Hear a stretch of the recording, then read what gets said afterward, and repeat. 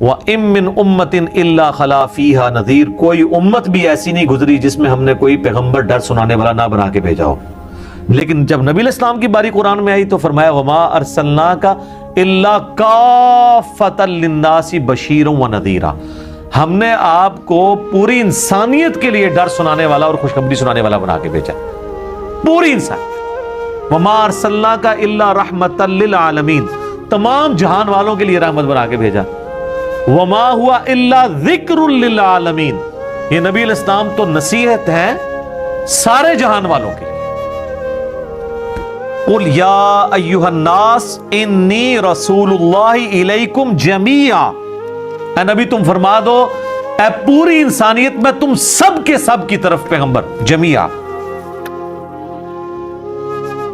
الذی لہ ملک السماوات والارض، وہ اللہ ہے جس نے مجھے پیغمبر بھیجا ہے کہ زمینوں اور آسمانوں کی ملکیت اس کی ہے۔ لا الہ الا ہو، نہیں ہے کوئی معبود سوائے اس کے، یحیی و یمیت، وہ زندہ کرتا ہے اور مارتا ہے۔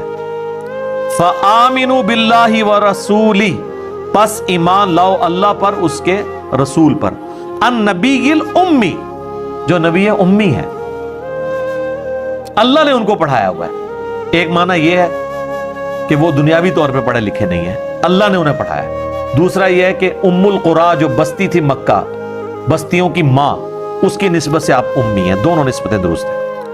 الذی یؤمن باللہ وکلماتہ واتبعوہ لعلکم تہتدون، اب آپ نے کیا کرنا ہے؟ نبی علیہ السلام کے اوپر کی اتباع کرنی ہے اور ان کے اوپر جو کتاب نازل ہوئی اس کے اوپر ایمان لے کے آنا۔ اچھا، اس سے پہلے ایک اور ٹاپک ڈسکس ہوا ہے، اس سے پچھلی آیت 157 میں، الذین یتبعون الرسول النبی الامی، وہ لوگ جو کہ پیروی کرتے ہیں اہل ایمان کی، اللہ نے نشانی بتائی ہے کہ اس رسول نبی امی کی، یجدونہ مکتوبا عندہم فی التوراۃ والانجیل، جس کا ذکر وہ پاتے ہیں لکھا ہوا تورات اور انجیل میں۔